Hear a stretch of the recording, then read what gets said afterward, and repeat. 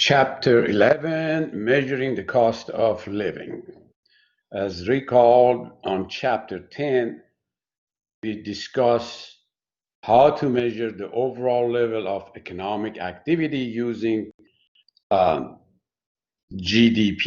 Gross Domestic Product, in nominal term and in a real term. Now in here, and in nominal term and real term for GDP, and nominal was calculating GDP using the current prices, and we took the inflation out of it. We come up with a GDP in real term, and we use the term GDP deflator to track the changes of the prices through times in our economy. GDP deflator. Just how much the prices of the goods changes, not in physically or in actuality, but in price level. Now, in this chapter, we're going to use another tool. We call it a CPI, Consumer Price Index, to measure the change of the prices in time. Okay, pretty much the same concept. Then we're going to see how we use this and what is the difference between this one and GDP deflator and so on. Then what we're going to do here, we're going to see what is that CPI, Consumer Price Index. Is the index that we can look at, is published by Bureau of Labor Statistics in monthly basis, quarterly basis, yearly basis, and you can track down all the way back in decades to see, for example, how much was the cost of, pound of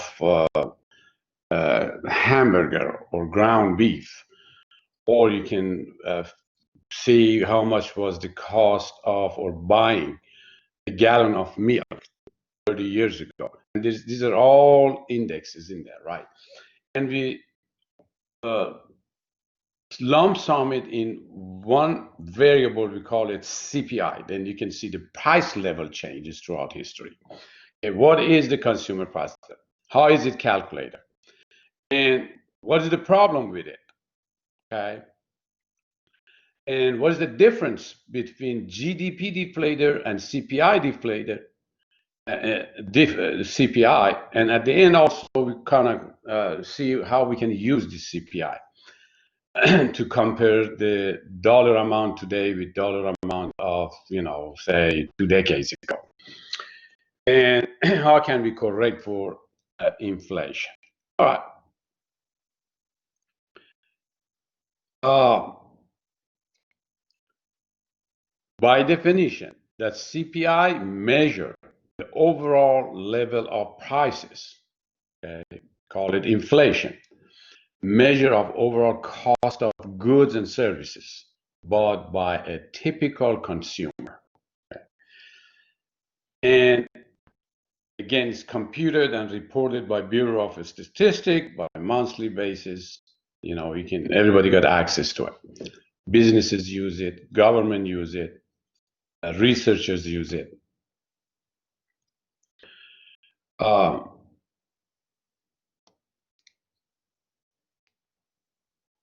Okay, let's see here. How do we do that? We probably best use the example like we did in chapter 10 for GDP. We get a fixed basket of the goods, okay? Fixed basket of the goods that consumers typically consume, okay? And we calculate the cost of that basket. Just like you go into aisle in Kroger, you put milk in there, eggs in there, meat, some entertainment items that you need, some necessities, some luxury, and then you come out of the aisle, you ring it up for $1,000, and you get the same basket. You go maybe, last year, you go see how much that basket was worth or cost. Or you go 2 years before, and you just calculate the same basket, and each time the prices are different and the cost of the basket is going to be changed. Okay? Then you're going to record those, and that's going to be the cost of the basket. But how we can calculate the CPI? Okay, you find the prices, you compute the cost of the baskets, right? And this one is kind of blurry, I think. Again, you choose a base year for CPI, and then we make an index. We make an index, and that's how we can calculate the inflation rate by using this formula. Inflation rate, and you have the CPI, which is an index for 1 year minus CPI for the following year. I mean, for the last year. This is between two consecutive year. CPI this year, CPI minus CPI the last year, divided by CPI last year, multiplied by 100, that gives you inflation rate. These 5 steps that you can go through. But let's just use the example, it make it easier to understand. Let's say we got 3 consecutive years, 2014, 2015, and 2016. And in our basket, it's just we use 2 items, okay? Pizza and latte, okay? Well, also these days it's so easy to do 1,000 items with the computer. It's very easy to do, right? You just do it in a second. Now, for the sake of simplicity, let's just assuming we just put 2 items in this basket. In 2014, we have the price of these items. Okay, latte was $2 and pizza was $10. Okay? And let's say we have 4 pizza in there and 10 box of coffee or lattes in there, right? Then we calculate the cost of this basket for 2014. Right? Very simple math. You multiply the price, right? You multiply the price here by amount plus multiply the price of coffee here by their amount. And 20 plus 40, we come up $60. Okay, that's going to be the price of basket for year 2014. You do the same thing for 2015. Okay, again, you multiply the price of pizza. Now, notice here the price it changed. In 2015, it went up $1. But the amount in the basket is still the same, 4 pizzas.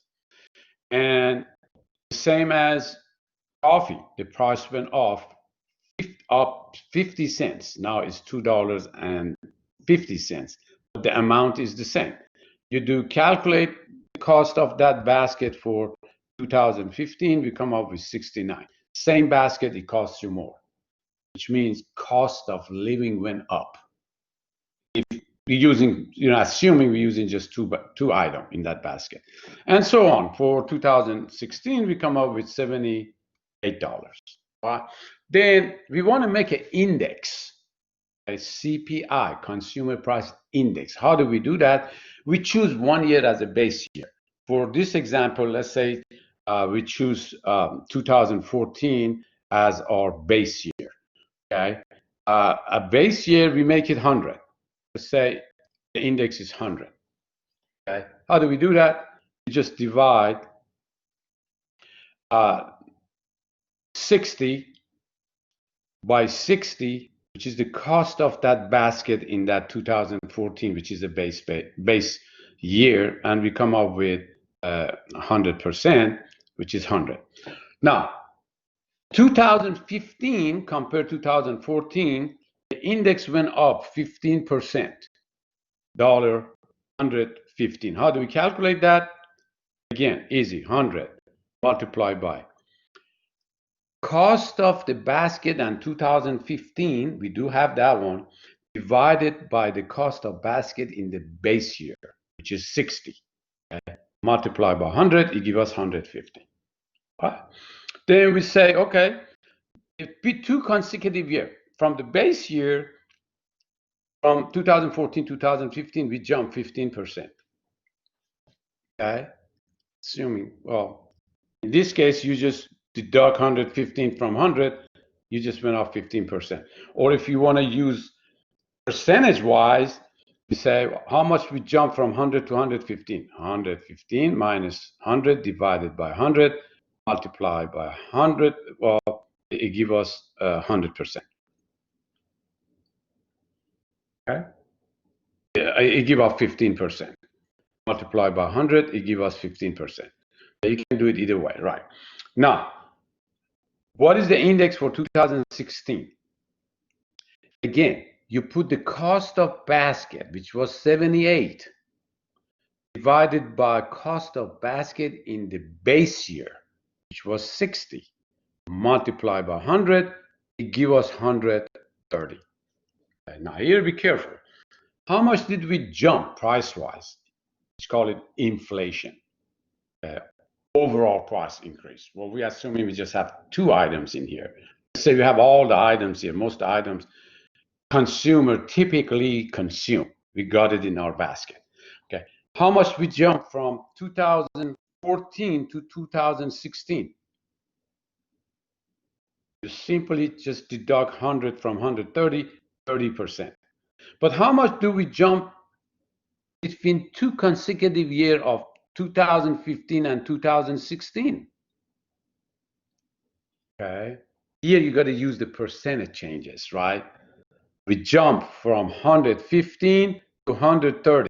What is the percentage of that jump? Which is the inflation rate. You just deduct 115 from 130 divided by 115 multiplied by 100, it gives you 13%. Can we say between 2015 and 2016, remember, it's not yet the base year, right? We're talking about inflation rate between 2 consecutive years. It jumped 13%. Just be careful on that math here. Don't just say between 2015 and 2016 we jump 30%. No, 30% is from the base year, right? But 2 consecutive years, you have to calculate it and using this percentage change, right? Which we all probably know about it in middle school. Let's just go on to, there's a 2 example here, an active learning. Just go ahead, do all that yourself, and do a little bit of practice here. But now, what this pie chart shows us, the typical consumer kind of shows the habit of typical consumers, how they divide their money, their income to different categories of consumptions, right? The whole circle, let's say, is 100% of your income. Let's say someone makes $1,000. Okay, this maroon part here is a big chunk of it goes to housing. Okay, that's the big chunk of our typical consumer in our economy goes to. For rent, for mortgages, or whatever it is almost what? 42.2%. Which means if somebody makes $1,000, average you spend $422 on rent. Then the next after that would be this purple one here, 15.3% usually goes for transportation. That's a typical consumer consumption.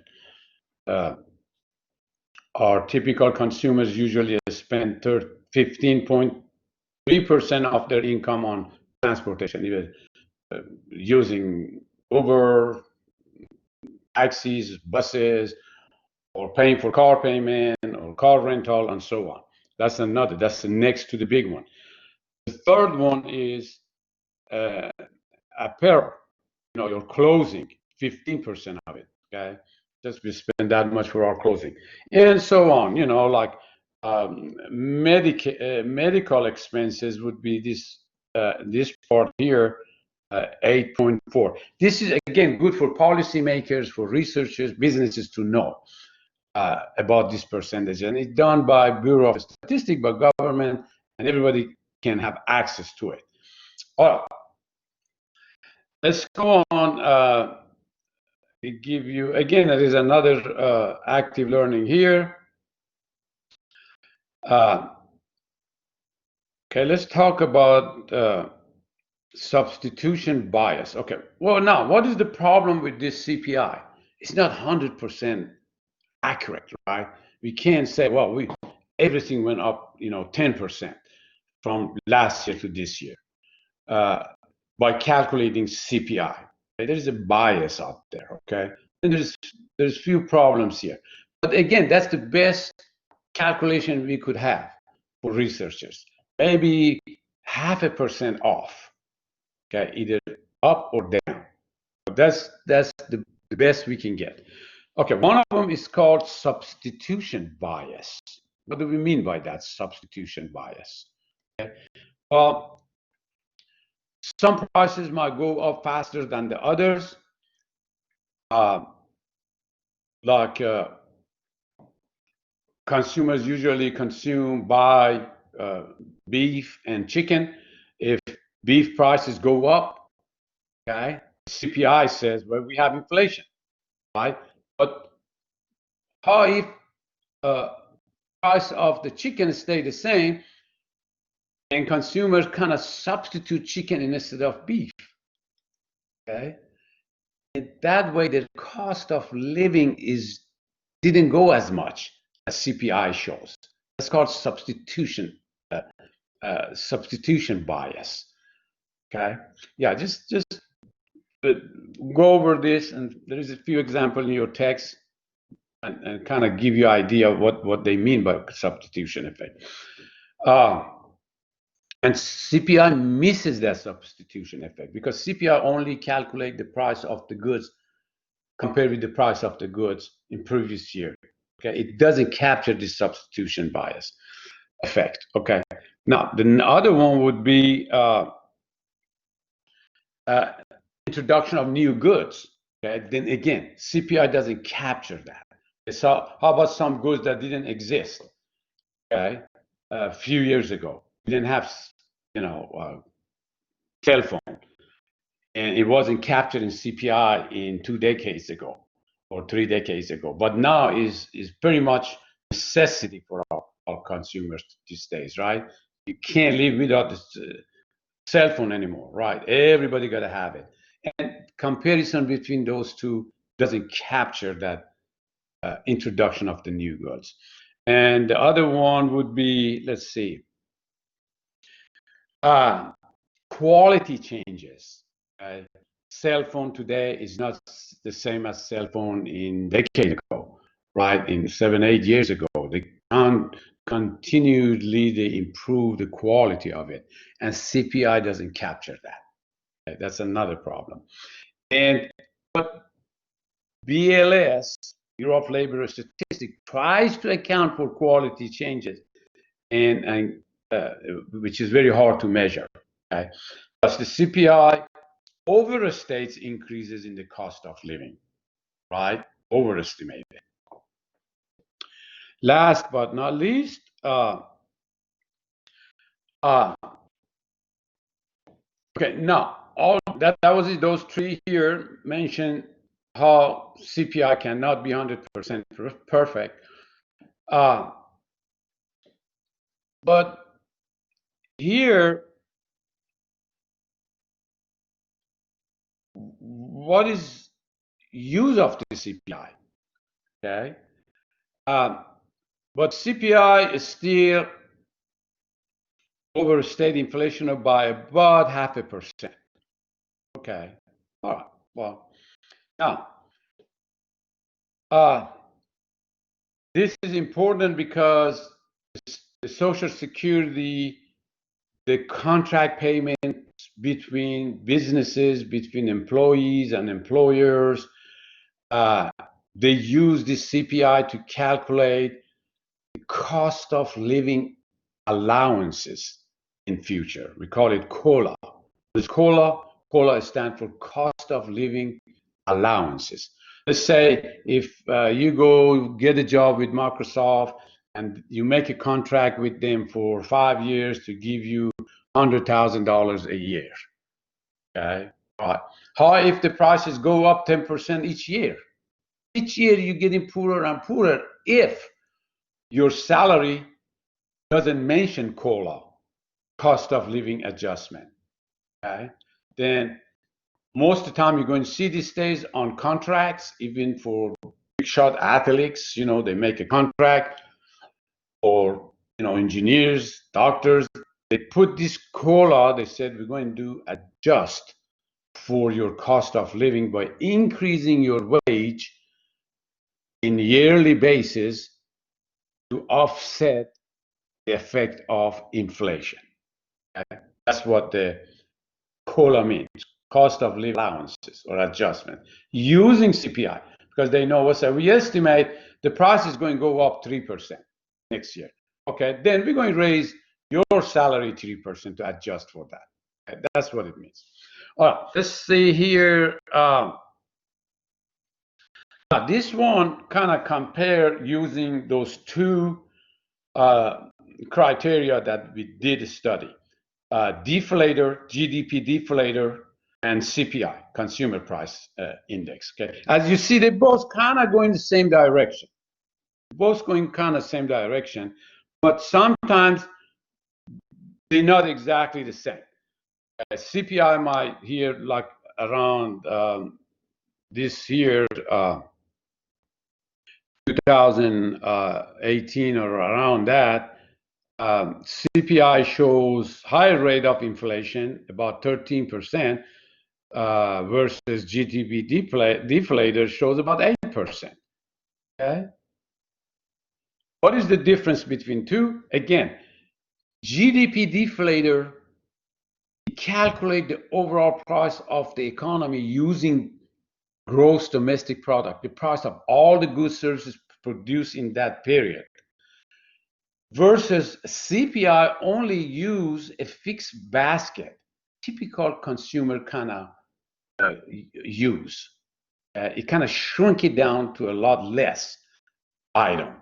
And definitely it's going to miss some of them, right? Then that's why the differences is. All right. Let's see here again. Here discuss that CPI deflator. CPI and GDP deflator, the differences. Now, here again, GDP, gross domestic price, gross domestic product, measure goods and services that produce inside of the country. Okay, inside of the country. Then deflator is going to actually reflect the price of those items as produced inside of the border, right? Versus consumer price index uses the typical consumer's basket, which could have some imported goods, which nowadays is pretty,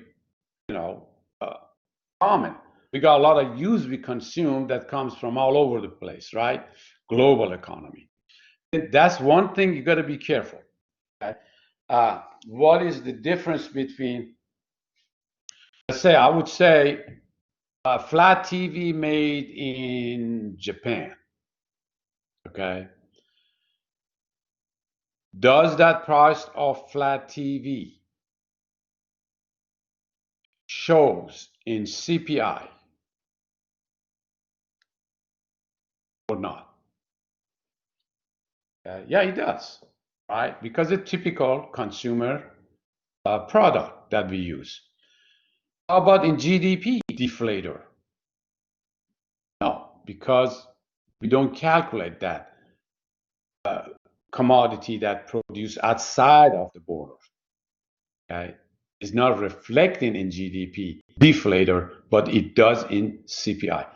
These are the things that you got to kind of look at for the differences between using CPI and deflator. Or we don't put like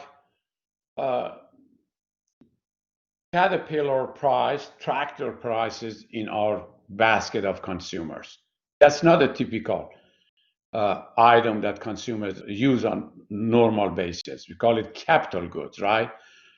Well, it reflects in GDP because we use all the items produced in the border, including the tractor, the Caterpillar make, but not in CPI. Again, these are things you gotta be careful on that. Okay, let's see here. Again, CPI uses the fixed basket. GDP deflator uses basket of currently goods produced, okay? Goods and services produced. This matters is different prices are changing by different amount. Again, there is a active learning here. You kind of compare answering this question. Let's just work on this here. Let's say in each scenario, determine the effects on CPI and GDP deflator. Okay. The answer is there after, the next slide, but it's something kind of to think about it. Let's say Starbucks raises the price of cappuccino or frappuccinos. Cappuccinos, all right? I don't go to Starbucks that often. Which one this affect? CPI or GDP deflator or both? Okay.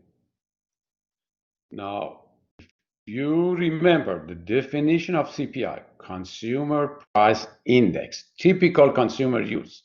Starbucks coffee is a typical item that consumers uses in daily basis, right? It will affect CPI.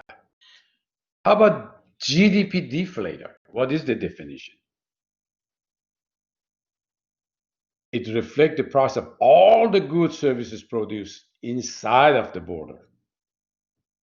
As Starbucks produce all the coffees here, produce here, make it, service, sell it inside the border. Yes, and that reflect the GDP deflator too. They affect both of them. How about the B? Caterpillar, they making all the agricultural equipments like tractors, irrigation system stuff. Caterpillar raises the price of the industrial tractors that manufactures at Illinois. They have a factory out there, right? Now, if the price changes, price of Caterpillar, this tractor changes, which two indexes is going to affect? CPI or GDP or either or both? The question comes like this. Again, GDP reflects the goods services produced within the country. Well, Caterpillar in Illinois definitely is included that in deflator because it's produced here in Illinois, right? But the typical consumer buy these items or not on a regular basis? No, no one buying, That's it. That's the capital goods, not consumer goods. Then it doesn't reflect the CPI, but it does reflect in GDP deflator, and so on. And the last one, like Armani, the designer clothes in Italy, raises the price of the Italian blue jeans, right? Which of those two indexes is going to affect? Okay. The answer is the next slide anyway. Yeah, is the imported goods. Is the imported goods. And consumers buy these goods, these Armani jeans, right? That's going to be a typical consumer goods. It reflects in CPI, but it's not produced domestically. It does not reflect in GDP deflator. That's why I kind of brought this in to bring the differences between these two indexes that researchers use and government policymakers uses. All right, let's go on to there's a couple more here I'm going to mention before we finish this. One is that comparing dollar figure from different times. Again, we're going to use inflation, either GDP deflator or CPI, to make a correction for this. We can use example of minimum wage. Let's say in 1963, minimum wage was $1.25, $1.25. Nobody could get, pay the employee less than $1.25. Okay? But now, let's say in 2013, which is $7.25. Okay. Now, if you disregard the inflation, you're going to say, "Oh, wow, workers gain almost what? 6 times, right? Their purchasing power." Okay. Now, you got to correct it for inflation, either using CPI or deflator. Well, here we use CPI, right?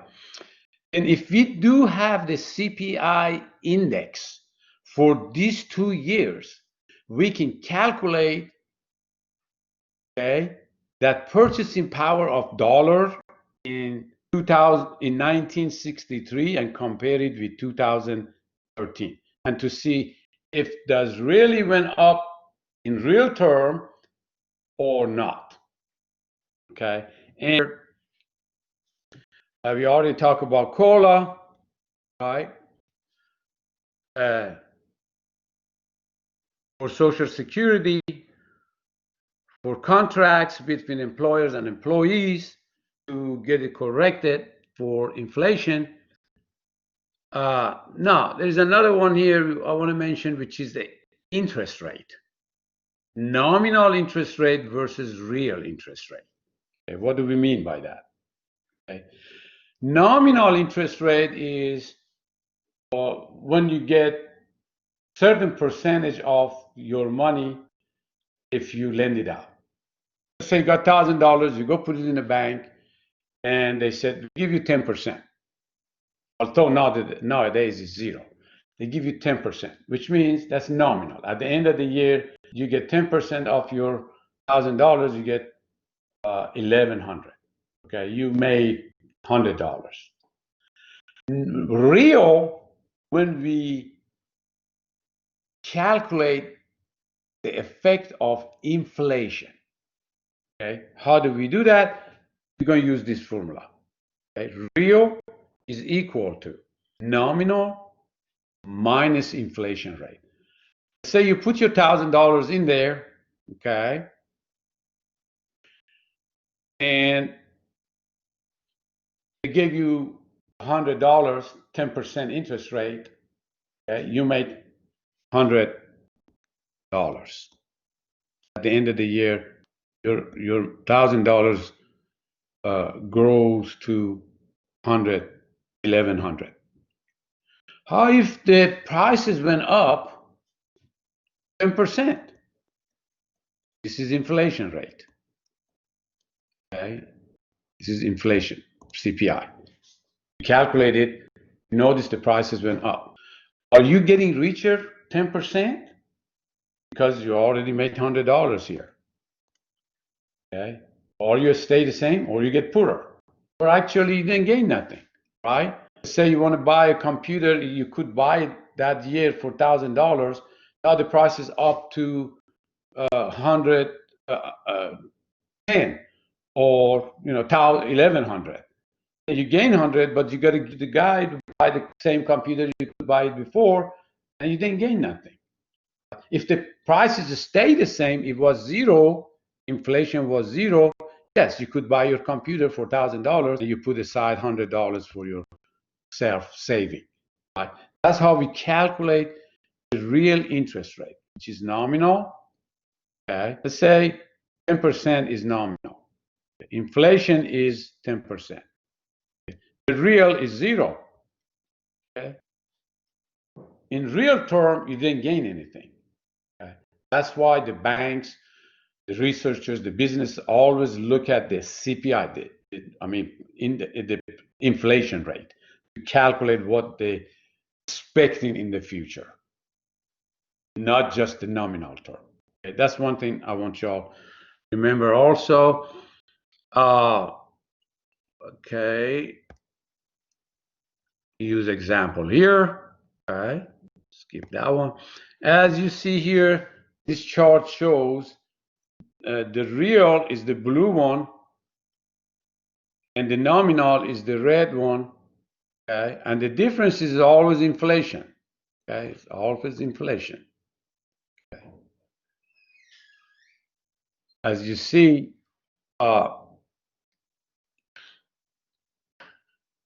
the nominal is always larger than real, but we always have inflation, right? Except few occasions, like the last recession here, which is come up, 2007, 8 here, when we have recession, price is real and inflation is not zero out there. And real and nominal, it become the same. Sometimes the gap is closer, sometimes it's bigger. We experiencing inflation in our economy. All right, I think that's done with this chapter here. I might just put another one for some practice on that, calculating the dollar amount throughout the time. Disregard on that one for right now.